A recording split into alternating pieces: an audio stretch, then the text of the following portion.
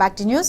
CM Revanth Reddy Kaleshwaram ప్రాజెక్టును రాజకీయ లబ్ధి కోసం వాడుకుంటూ రైతులను ఇబ్బందులకు గురి చేస్తున్నారని మాజీ ఎమ్మెల్యే డాక్టర్ గాదరి కిషోర్ కుమార్ విమర్శించారు. కాళేశ్వరం ప్రాజెక్టును నిర్మించి ఈ ప్రాంత రైతాంగాన్ని ఆదుకున్న ఘనత బీఆర్ఎస్ పార్టీదేనని, కాళేశ్వరం ప్రాజెక్టుకు మరమ్మతులు చేపట్టి రైతాంగానికి నీళ్లు అందించాలని అన్నారు. మానస పుత్రిక లాంటి పథకాన్ని ఏదైతే కాళేశ్వరం పేరుతో ఇరిగేషన్ ప్రాజెక్టు నిర్మించారో,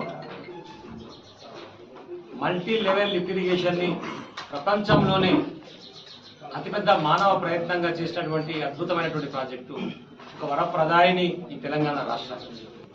దానివల్ల దాదాపుగా 48 లక్షల ఎకరాలు స్థిరీకరించబడి ఒక 2 లక్షల ఎకరాల వరకు కొత్త ఆయకట్టు వచ్చి, ప్రధానంగా ఉదాహరణకు నా తుంగతుర్తి నియోజకవర్గమే కనుక తీసుకుంటే 95,000 ఎకరాలకు ఎస్ఆర్ఎస్పీ ఫేజ్ 2 కింద ఆయకట్టు చూపించారు, కానీ ఏ ఒక్కనాడు నీరు సుక్క ఇవ్వలేదు.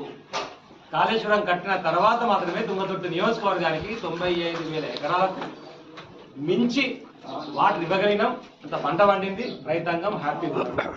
మరి ఇప్పుడు 95,000 ఎకరాల ఆయకట్టు కింద కాళేశ్వరం చూపించొద్దా? పాత ఆయకట్టు అని చెప్పేసి మీరు ఇష్టం వచ్చినట్టు మాట్లాడుతుందా నమ్మాలనేది విఘ్నత ఉంటే మీరే ఆలోచించుకోండి. దాదాపు ఏడాదికి 10 నెలలు కాలువలలో నీళ్లు పెట్టి రైతాంగానికి ఇబ్బంది లేకుండా చేయగలిగినాం. ఈరోజు అక్కడ జరిగినటువంటి ఒక చిన్న పొరపాటు, ఏమరపాటు, ఏ ప్రాజెక్టులో అయినా సరే, ఎక్కడైనా సరే సివిల్ వర్క్ జరిగినప్పుడు మనం ఇల్లు కట్టుకున్నా కూడా చిన్న చిన్నగా నెరలు రాయడం, చిన్న చిన్న సమస్యలు వచ్చడం అనేటువంటిది కామన్. రావాలని కోరుకో. ఒకవేళ నిజంగా పాత రాహిత్యం వల్ల జరిగితే ఆ పని చేసిన కాంట్రాక్టర్ మీదనో, ఆ పని చేయించిన అధికారుల మీదనో నువ్వే ప్రభుత్వం ఉన్నావు కాబట్టి ఏ చర్యలు తీసుకోవో, ఏం కమిటీ నివేదించుకో తీసుకో.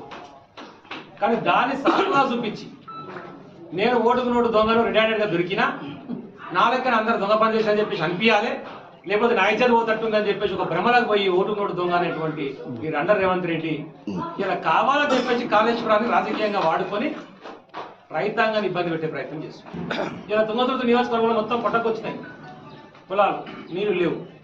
మరి నీళ్ళు వేయాల్సినటువంటి బాధ్యత ఎవరికి?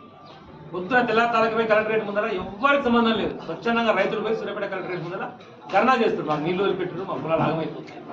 ఇప్పటికైనా సరే రైతాంగాన్ని ఆదుకునే క్రమంలో ఇమ్మీడియట్ గా దాన్ని రెక్టిఫై చేసి ఆ సమస్యను పరిష్కరించి ఆ మేడిగడ్డ ప్రాజెక్టు ద్వారా ఆ గోదావరి జలాలను వినియోగంలోకి తీసుకురావాలని చెప్పేసి నేను విజ్ఞప్తి చేస్తాను.